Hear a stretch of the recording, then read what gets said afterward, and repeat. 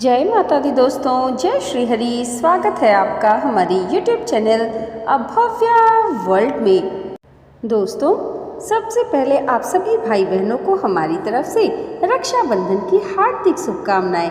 आइए सावन पूर्णिमा के शुभ अवसर पर सुनते हैं भगवान श्री सत्यनारायण की संपूर्ण व्रत कथा।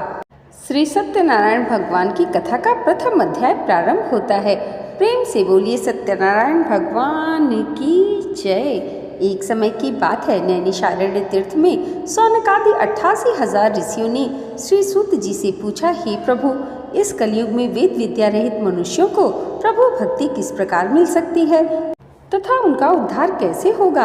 हे मुनि श्रेष्ठ, कोई ऐसा तप बताइए जिससे थोड़े समय में ही पुण्य मिले और मनोवांछित फल भी मिल जाए। इस प्रकार की कथा सुनने की हम इच्छा रखते हैं। सर्वशास्त्रों के ज्ञाता श्री सूत जी बोले, हे वैष्णवों में पूज्य, आप सभी ने प्राणियों के हित की बात पूछी है, इसलिए मैं एक ऐसे श्रेष्ठ व्रत को आपको बताऊंगा जिसे नारद जी ने लक्ष्मी नारायण जी से पूछा था और लक्ष्मीपति ने मुनि श्रेष्ठ नारद जी से कहा था। आप सब इसे ध्यानपूर्वक सुनिए। एक समय की बात है, योगी राज नारद जी दूसरों के हित की इच्छा के लिए अनेकों लोकों में घूमते हुए मृत्यु लोक में आ पहुँचे।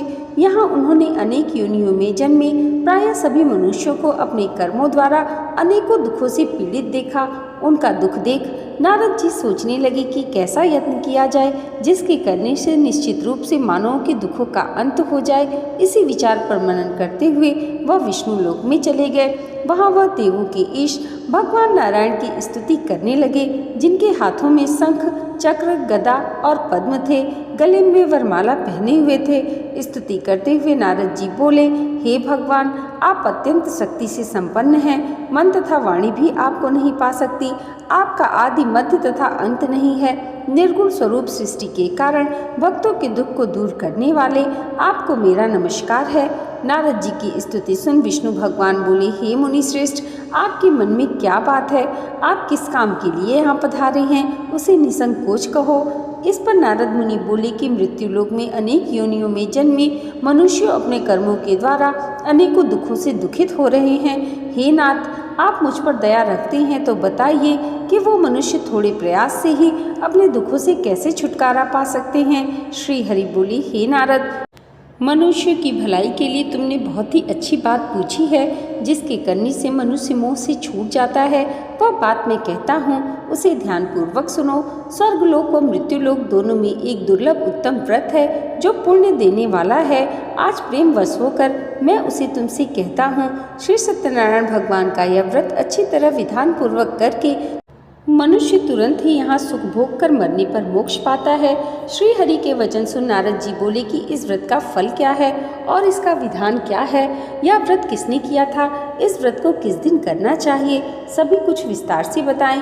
नारद जी की बात सुनकर श्री हरि बोले, दुख व शोक को दूर करने वाला यह व्रत सभी स्थानों पर विजय दिलाने वाला है। मानव को भक्ति व श्रद्धा के साथ शाम को श्री सत्यनारायण की पूजा धर्मपरायण होकर ब्राह्मणों एवं बंधुओं के साथ करनी चाहिए। भक्ति भाव से ही नैवेद्य केले का फल, घी, दूध और गेहूं का आटा सवाया लें। गेहूं के स्थान पर साठी का आटा, शक्कर तथा गुड़ लेकर वह सभी भक्षण योग्य पदार्थों को मिलाकर भगवान का भोग लगाएं। ब्राह्मणों सहित बंधु बांधवों को भी भोजन कराएं। उसके बाद स्वयं भोजन करें। भजन कीर्तन के साथ भगवान की भक्ति में लीन हो जाएं। इस तरह से सत्यनारायण भगवान का यह व्रत करने पर मनुष्य की सारी इच्छाएं निश्चित रूप से पूरी होती हैं। इस कलिकाल अर्थात कलयुग में मृत्यु लोक में मोक्ष का यह सबसे सरल उपाय बताया गया है। इति श्री सत्यनारायण भगवान व्रत कथा का प्रथम अध्याय संपूर्ण हुआ। प्रेम से बोले श्री सत्यनारायण भगवान की जय। श्री सत्यनारायण भगवान की कथा का द्वितीय अध्याय प्रारंभ होता है। सूत जी बोले, हे ऋषियों, जिसने पहले समय में इस व्रत को किया था उसका इतिहास कहता हूँ, ध्यान से सुनो। सुंदर काशीपुरी नगरी में एक अत्यंत निर्धन ब्राह्मण रहता था। भूख प्यास से परेशान वह धरती पर घूमता रहता था। ब्राह्मणों से प्रेम करने वाले भगवान ने एक दिन ब्राह्मण का वेश धारण कर उसके पास जाकर पूछा, हे विप्र, नित्य दुखी होकर तुम पृथ्वी पर क्यों घूमते हो? दीन ब्राह्मण बोला, मैं निर्धन ब्राह्मण हूँ, भिक्षा के लिए धरती पर घूमता हूँ। हे भगवान, यदि आप इसका कोई उपाय जानते हो तो बताइए। वृद्ध ब्राह्मण कहता है कि सत्यनारायण भगवान मनोवांछित फल देने वाले हैं। इसलिए तुम उनका पूजन करो। इसे करने से मनुष्य सभी दुखों से मुक्त हो जाता है। वृद्ध ब्राह्मण बनकर आए सत्यनारायण भगवान उस निर्धन ब्राह्मण को व्रत का सारा विधान बताकर अंतर ध्यान हो गए। ब्राह्मण मन ही मन सोचने लगा कि जिस व्रत को वृद्ध ब्राह्मण करने को कह गया है मैं उसे अवश्य ही करूँगा। यह निश्चय करने के बाद उसे रात में नींद नहीं आई। वह सवेरे उठकर सत्यनारायण भगवान के व्रत का निश्चय कर भिक्षा के लिए चला गया। उस दिन निर्धन ब्राह्मण को भिक्षा में बहुत सा धन मिला, जिससे उसने बंधु बांधवों के साथ मिलकर श्री सत्यनारायण भगवान का व्रत संपन्न किया। भगवान सत्यनारायण का व्रत संपन्न करके बाद में वह निर्धन ब्राह्मण सभी दुखों से छूट गया और अनेक प्रकार की संपत्तियों से युक्त हो गया। उसी समय से यह ब्राह्मण हर माह इस व्रत को करने लगा। इस तरह से सत्यनारायण भगवान के व्रत को जो मनुष्य करेगा वह सभी प्रकार के पापों से छूटकर मोक्ष को प्राप्त होगा। जो मनुष्य इस व्रत को करेगा वह भी सभी दुखों से मुक्त हो जाएगा। सूत जी बोले कि इस तरह से नारद जी से नारायण जी का कहा हुआ श्री सत्यनारायण व्रत को मैंने तुमसे कहा है। हे विप्रो, मैं अब और क्या कहूँ। ऋषि बोले, हे मुनिवर, संसार में उस विप्र से सुनकर और किस किसने इस व्रत को किया हम सब जानना व सुनना चाहते हैं। इसके लिए हमारे मन में श्रद्धा का भाव है। सूत जी बोले, हे मुनियों, जिसने इस व्रत को किया वह सब सुनो। एक समय वही विप्र धन व ऐश्वर्य के अनुसार अपने बंधु बांधवों के साथ इस व्रत को करने को तैयार हुआ। उसी समय एक लकड़ी बेचने वाला बूढ़ा आदमी आया और लकड़ियां बाहर रखकर अंदर ब्राह्मण के घर में गया। प्यास से दुखी वह लकड़हारा उनको व्रत करते देख विप्र को नमस्कार करके पूछने लगा कि आप यह क्या कर रहे हैं तथा इसके करने से क्या फल मिलेगा, कृपया मुझे बताएं। ब्राह्मण ने कहा कि सब मनोकामनाओं को पूरा करने वाला यह सत्यनारायण भगवान का व्रत है। इनकी कृपा से मेरे घर में धन धान्य आदि की वृद्धि हुई है। विप्र से सत्यनारायण व्रत के बारे में जानकर लकड़हारा बहुत प्रसन्न हुआ। चरणामृत लेकर वह प्रसाद खाने के बाद वह अपने घर को गया। लकड़हारे ने अपने मन में संकल्प किया कि आज लकड़ी बेचने से जो धन मिलेगा उसी से श्री सत्यनारायण भगवान का उत्तम व्रत करूंगा। मन में इस विचार को ले बूढ़ा आदमी सिर पर लकड़ियां रखकर उस नगर में बेचने को गया जहां धनी लोग जाता रहते थे। उस नगर में उसे अपनी लकड़ियों का दाम पहले से 4 गुना मिला। बूढ़ा प्रसन्नता के साथ दाम लेकर केले, शक्कर, घी, दूध, दही और गेहूं का आटा ले और सत्यनारायण भगवान के व्रत की अन्य सामग्री लेकर अपने घर को गया। वहां उसने अपने बंधु बांधवों को बुलाकर विधि विधान से सत्यनारायण भगवान का पूजन और व्रत किया। इस व्रत के प्रभाव से वह बूढ़ा लकड़हारा धन पुत्र आदि से युक्त होकर संसार के समस्त सुख भोग कर अंतकाल में बैकुंठ धाम को चला गया। इति श्री सत्यनारायण व्रत कथा का 2वां अध्याय संपूर्ण हुआ। प्रेम से बोलिए श्री सत्यनारायण भगवान की जय। श्री सत्यनारायण भगवान की कथा का 3वां अध्याय प्रारंभ होता है। सूत जी बोले, हे श्रेष्ठ मुनियों, अब आगे की कथा कहता हूँ। पहले समय में उल्कामुख नाम का एक बुद्धिमान राजा था। वह सत्यवक्ता और जितेंद्रिय था।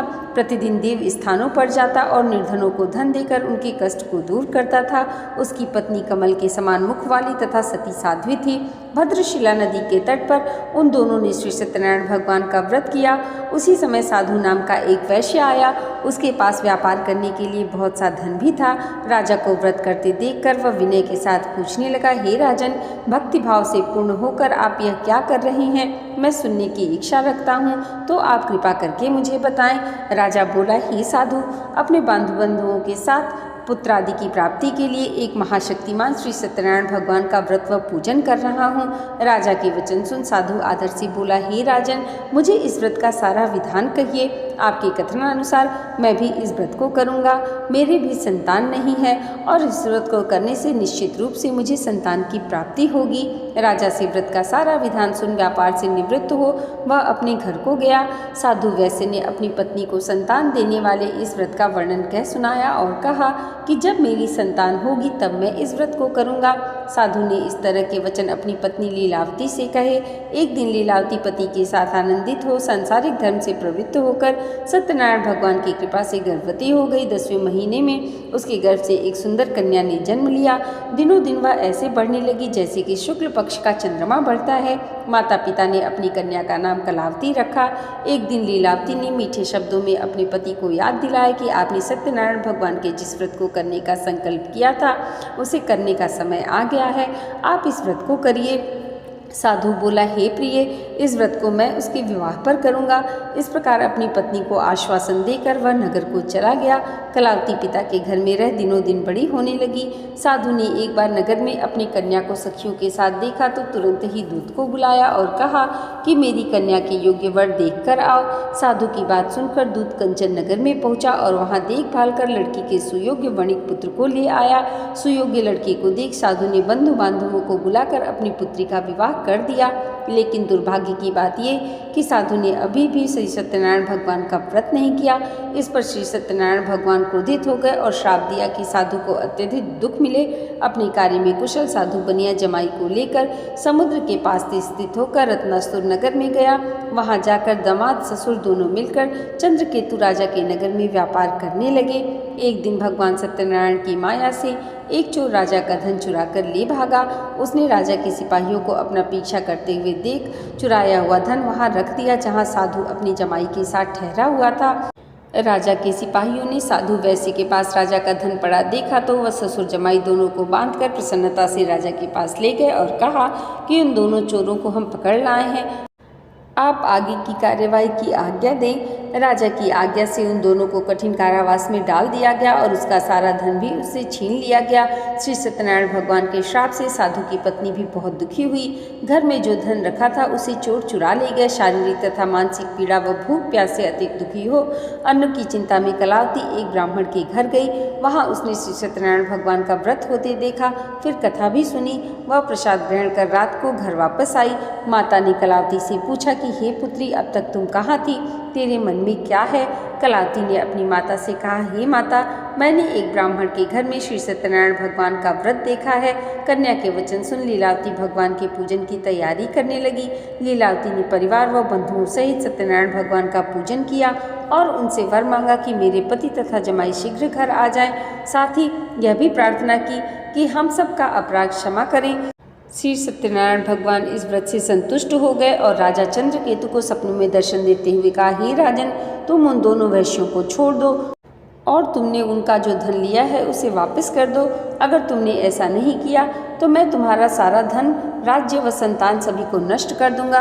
राजा को यह सब कहकर भगवान अंतर्ध्यान हो गए। प्रातःकाल सभा में राजा ने अपना सपना सुनाया, फिर बोले कि वणिक पुत्रों को कैद से मुक्त कर सभा में ले आओ। दोनों ने आते ही राजा को प्रणाम किया। राजा मीठी वाणी में बोला, हे महानुभाव, भाग्यवश ऐसा कठिन दुख तुम्हें प्राप्त हुआ है, लेकिन अब तुम्हें कोई भय नहीं है। ऐसा कह राजा ने उन दोनों को नए वस्त्राभूषण भी पहनाए और जितना धन उनका लिया था उससे दुगना धन वापस कर दिया। दोनों वैश्य अपने घर को चले गए। इति श्री सत्यनारायण व्रत कथा का तृतीय अध्याय संपूर्ण हुआ। प्रेम से बोलिए श्री सत्यनारायण भगवान की जय। श्री सत्यनारायण भगवान की कथा का चतुर्थ अध्याय प्रारंभ होता है। सूत जी बोले, वैश्य ने मंगलाचार कर अपनी यात्रा आरंभ की और अपने नगर की ओर चल दिए। उनके थोड़ी दूर जाने पर एक दंडी वेशधारी श्री सत्यनारायण भगवान ने उनसे पूछा, हे साधु, तेरी नाव में क्या है? अभिवाणी बड़ी खस्ता हुआ बोला, हे दंडी, आप क्यों पूछते हो? क्या धन लेने की इच्छा है? मेरी नाव में तो बेल व पत्ते भरे हुए हैं। वैश्य के कठोर वचन सुन भगवान बोले, तुम्हारा वचन सत्य हो। दंडी ऐसे वचन कह वहां से दूर चले गए। कुछ दूर जाकर समुद्र के किनारे बैठ गए। दंडी के जाने के बाद साधु वैश्य ने नृत्य क्रिया के पश्चात नाव को ऊंची उठते देखकर अचंभा माना और नाव में बेल पत्ते आदि देखकर मूर्छित होकर जमीन पर जा गिरा। मूर्छा खुलने पर वह अत्यंत शोक में डूब गया।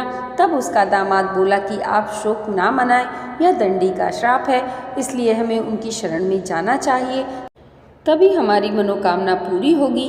दामाद की बात सुनकर वह दंडी के पास पहुंचा और अत्यंत भक्तिभाव से नमस्कार करके बोला, मैंने आपसे जो असत्य वचन कहे थे उसके लिए क्षमा कर दें। ऐसा कहकर महान शोकातुर हो रोने लगा।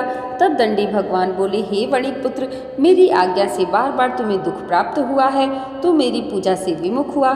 साधु बोला, हे भगवान, आपकी माया से ब्रह्मा आदि देवता भी आपके रूप को नहीं जानते, तब मैं अज्ञानी कैसे जान सकता हूँ? आप प्रसन्न होइए, अब मैं सामर्थ्य के अनुसार आपकी पूजा करूँगा। मेरी रक्षा करो और पहले के समान नौका में धन भर दें। साधु वैश्य के भक्ति पूर्वक वचन सुनकर भगवान प्रसन्न हो गए और उसकी इच्छा अनुसार वरदान देकर अंतर्ध्यान हो गए। ससुर जमाई जब नाव पर आए तो नाव धन से भरी हुई थी। फिर वहीं अपने साथियों के साथ सत्यनारायण भगवान का पूजन कर अपने नगर को चल दिए। जब नगर के नज़दीक पहुँचे तो दूत को घर पर खबर देने के लिए भेजा। दूत साधु की पत्नी को प्रणाम कर कहता है कि मालिक अपने दामाद सहित नगर के निकट आ गए हैं। दूत की बात सुन साधु की पत्नी लीलावती ने बड़े हर्ष के साथ श्री सत्यनारायण भगवान का पूजन कर अपनी पुत्री कलावती से कहा कि मैं अपनी पति के दर्शन के लिए जाती हूँ, तू कार्य पूर्ण कर शीघ्र आ जा। माता के ऐसे वचन सुन कलावती जल्दी में प्रसाद छोड़ अपने पति के पास चली गई। प्रसाद की अवज्ञा के कारण श्री सत्यनारायण भगवान रुष्ट हो गए और नाव सहित उसके पति को पानी में डुबो दिया। कलावती अपने पति को वहां न पाकर रोती हुई जमीन पर गिर गई। नौका को डूबा हुआ देख व कन्या को रोता देख साधु दुखी होकर बोला कि हे प्रभु, मुझसे तथा मेरे परिवार से जो भूल हुई है उसे क्षमा करें। साधु के 3 वचन सुनकर श्री सत्यनारायण भगवान प्रसन्न हो गए और आकाशवाणी हुई कि हे साधु, तेरी कन्या मेरे प्रसाद को छोड़ कर आई है, इसलिए उसका पति अदृश्य हो गया है। यदि वह घर जाकर प्रसाद खाकर लौटती है तो उसे उसका पति अवश्य मिलेगा। ऐसी आकाशवाणी सुन कलावती घर पहुंचकर प्रसाद ग्रहण करती है और फिर आकर अपने पति के दर्शन करती है। उसके बाद साधु अपने बंधु बांधवों से श्री सत्यनारायण भगवान का विधि विधान से पूजन करता है तथा इस लोक में सुख भोग कर वह अंत में स्वर्गलोक को जाता है। इति श्री सत्यनारायण भगवान का 4th अध्याय संपूर्ण हुआ। प्रेम से बोलिए श्री सत्यनारायण भगवान की जय। श्री सत्यनारायण भगवान की कथा का 5वां अध्याय प्रारंभ होता है। सूत जी बोले, हे ऋषियों, मैं और भी एक कथा सुनाता हूँ, उसे भी ध्यानपूर्वक सुनो। प्रजा पालन में लीन तुंगध्वज नाम का एक राजा था। उसने भी भगवान का प्रसाद त्याग कर बहुत ही दुख पाया। एक बार वन में जाकर वन्य पशुओं को मारकर वह बड़ के पेड़ के नीचे आया। वहाँ उसने ग्वालों को भक्ति भाव से अपने बंधुओं सहित सत्यनारायण भगवान का पूजन करते हुए देखा। अभिमानवश राजा ने उन्हें देखकर भी पूजा स्थान में नहीं गया और न ही उसने भगवान को नमस्कार किया। ग्वालों ने राजा को प्रसाद दिया, लेकिन उसने वह प्रसाद भी नहीं खाया और प्रसाद को वहीं छोड़ वह अपने नगर को चला गया। जब वह नगर में पहुंचा तो वहां सब कुछ तहस नहस हुआ पाया, तो वह शीघ्र ही समझ गया कि यह सब भगवान ने ही किया है। वह दोबारा ग्वालों के पास पहुंचा और विधि पूर्वक पूजा करके प्रसाद खाया तो श्री सत्यनारायण भगवान की कृपा से सब कुछ पहले जैसा हो गया। दीर्घ काल तक सुख भोगने के बाद मरणोपरांत उसे स्वर्गलोक की प्राप्ति हुई। जो मनुष्य परम दुर्लभ इस व्रत को करेगा तो भगवान श्री सत्यनारायण की अनुकंपा से उसे धन धान्य की प्राप्ति होगी। निर्धन धनी हो जाता है और भयमुक्त हो जीवन जीता है। संतानहीन मनुष्य को संतान सुख मिलता है और सारे मनोरथ पूर्ण होने पर मानव अंतकाल में वैकुंठ धाम को जाता है। सूत जी बोले, जिन्होंने पहले इस व्रत को किया है अब उनके दूसरे जन्म की कथा कहता हूँ। वृद्ध सतानंद ब्राह्मण ने सुदामा का जन्म लेकर मोक्ष की प्राप्ति की। लकड़हारे ने अगले जन्म में निषाद बनकर मोक्ष प्राप्त किया। उल्का मुख नाम का राजा दशरथ होकर बैकुंठ को गए। साधु नाम के वैश्य ने मोरध्वज बनकर अपने पुत्र को आरे से चीरकर मोक्ष प्राप्त किया। महाराज तुंगध्वज ने स्वयंभू होकर भगवान में भक्ति युक्त हो कर्म कर मोक्ष पाया। इति श्री सत्यनारायण व्रत कथा का 5वां अध्याय संपूर्ण हुआ। प्रेम से बोलिए श्री सत्यनारायण भगवान की जय। दोस्तों, आज की ये वीडियो अगर आपको अच्छी लगी हो तो कमेंट बॉक्स में जय श्री सत्यनारायण भगवान ज़रूर लिखिएगा और इसे लाइक और हमारे चैनल पर पहली बार आए हैं तो सब्सक्राइब करना मत भूलिएगा। भगवान श्री सत्यनारायण की कृपा आप सबके जीवन पर सदैव ऐसे ही बनी रहे, इसी मंगल कामना के साथ मिलते हैं अगली वीडियो में। तब तक के लिए जय माता दी, जय श्री हरि।